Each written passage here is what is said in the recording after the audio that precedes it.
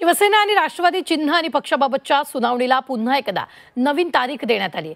शिवसेना आणि राष्ट्रवादीच्या पक्ष आणि चिन्हावर आता 21 जानेवारीला सुनावणी होणार आहे. 21 ते 26 जानेवारी दरम्यान आता या प्रकरणावर सुनावणी होणार आहे. केंद्रीय निवडणूक आयोगानं शिवसेना पक्ष एकनाथ शिंदेंचा आणि राष्ट्रवादी हा पक्ष अजित पवारांचा असल्याचा निर्णय दिल्यानंतर उद्धव ठाकरेंनी शरद पवारांनी सुप्रीम कोर्टात धाव घेतली आहे.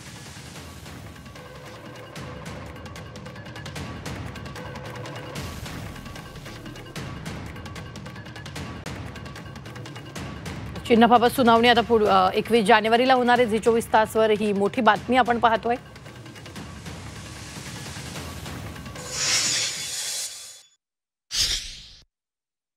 जस्टिस सूर्यकांत यांनी कोर्टाने आपल्याला 21 जानेवारीची डेट दिली आहे, जी आम्हाला अजिबात अपेक्षित नव्हती. कारण तोपर्यंत महाराष्ट्रामध्ये सर्व नगरपालिकांच्या आणि बाकी सगळ्या निवडणुका स्थानिक स्वराज्य संस्थांच्या पार पाडत आहेत.